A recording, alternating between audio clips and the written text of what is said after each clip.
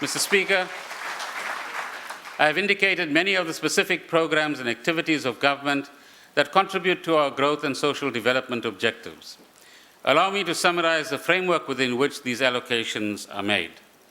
The 2013 budget provides for continued real growth in spending to support service delivery and to expand investment in infrastructure. It will also accommodate the costs of the 3-year public service wage agreement signed last year. In the past, we have been able to add substantially to medium-term spending plans during the budget, but this year is different. Money has been taken away from certain programs that are not performing or are not aligned to government's core priorities and given to programs that are delivering as planned.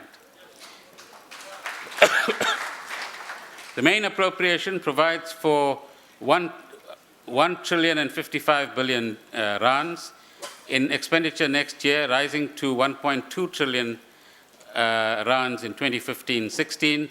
Debt service costs, that is the interest that we pay on our debt, will come to 100 billion rands next year, and 4 billion rands is set aside as a contingency reserve.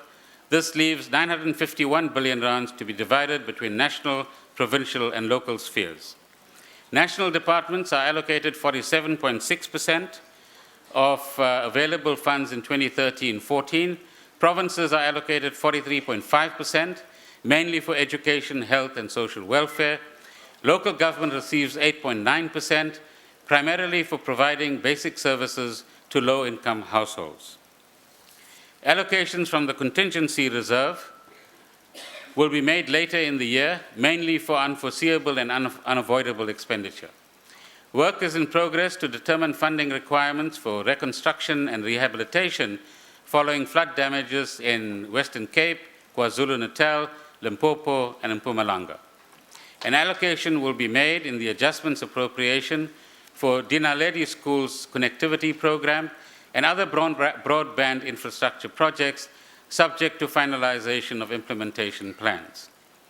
The equitable division of revenue between provinces and municipalities takes into account the 2011 census, which shows that substantial shifts in distribution and age structure of the population since 2001. The changes to provincial and municipal allocations will be phased in over a period of time to avoid disruption of services.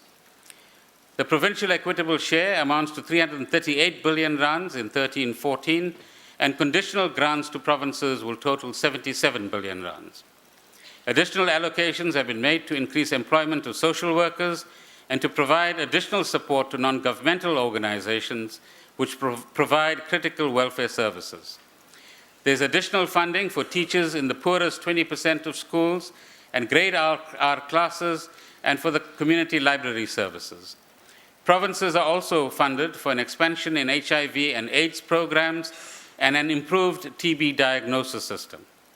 Infrastructure transfers to provinces have increased sharply in recent years, growing from 4.8 billion rands in 05-06 to 39.7 billion rands in 12-13. To improve the quality of spending, the application process for infrastructure grants is being revised. Provinces will be required to submit building plans 2 years ahead of implementation and will only receive allocations if plans meet certain benchmarks.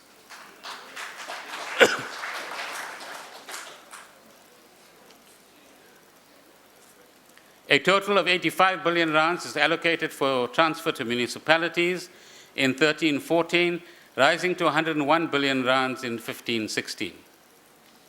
Additional allocations are made for municipal water infrastructure, public transport, and integrated city development.